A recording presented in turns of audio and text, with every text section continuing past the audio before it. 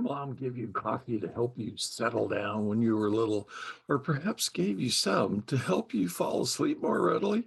Let's find out more about caffeine and how it works for people with ADD. Stay tuned.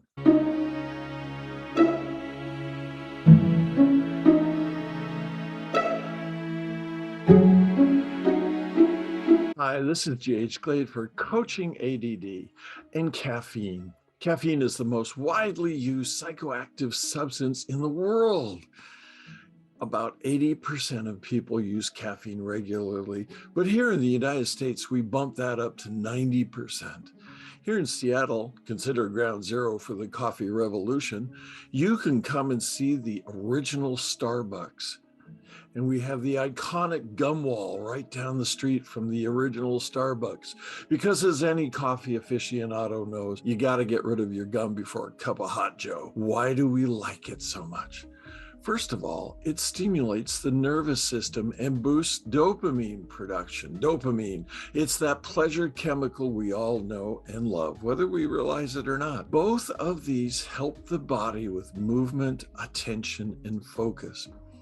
Many people with ADD have been found to self-medicate with caffeine. Both caffeine and ADD stimulants influence the brain's dopamine system, albeit via slightly different mechanisms.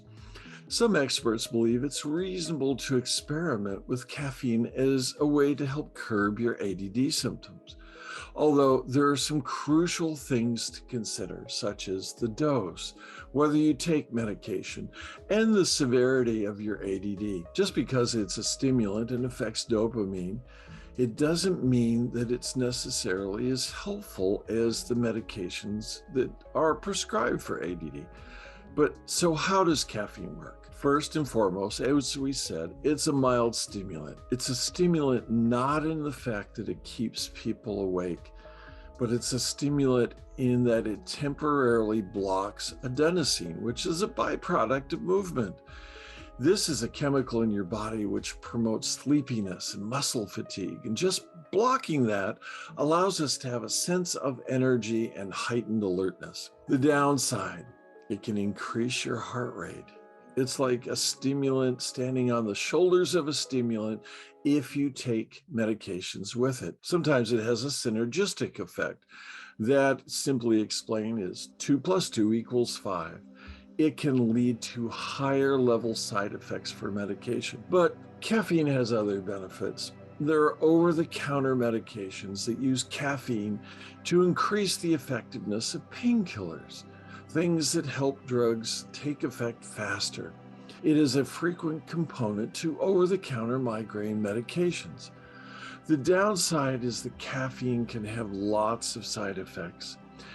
It can decrease your ability to absorb certain nutrients, particularly iron. Light sleepers tend to be moving around more and don't feel rested when they're awakened if they have caffeine near the time that they go to sleep. For some people, it can trigger an irregular heartbeat. For others, it can cause panic attacks. And the interesting thing, and you'd think because we drink it in a fluid, caffeine is actually a diuretic. It causes us to lose water and can actually lead to dehydration. The other interesting thing about caffeine is it can really intensify premenstrual syndrome symptoms. Caffeine can actually promote fatigue. So how does this work? We need to rest, enforcing the body to stay awake and alert so we can do physical and emotional sorts of tasks has its cost. Ultimately, we may feel more fatigue. Can you build up a tolerance to caffeine? Absolutely you can.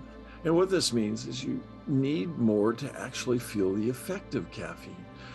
Have you ever said to yourself, I can't function without it? Yeah, you may actually be addicted to it. But caffeine withdrawal is real. So what does it look like? First of all, people tend to get a lot of headaches. These tend to be accompanied by slight fatigue. Sometimes your nose is going to be kind of runny. And for some people, they sweat.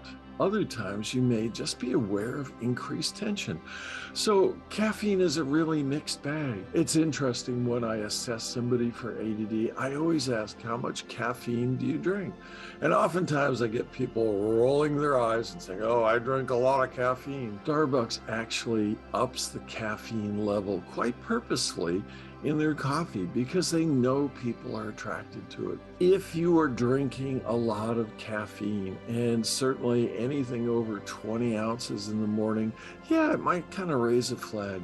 It might be helpful for you to explore whether this is self-medicating for ADD. So this is G.H. Clay for Coaching ADD. I want to thank you for sharing this time with me. I want to encourage you to thump that like button because it gets it out in the algorithm. And if you like this content, share it with others. Other people may enjoy it too. Till next time, when I post another video, take care.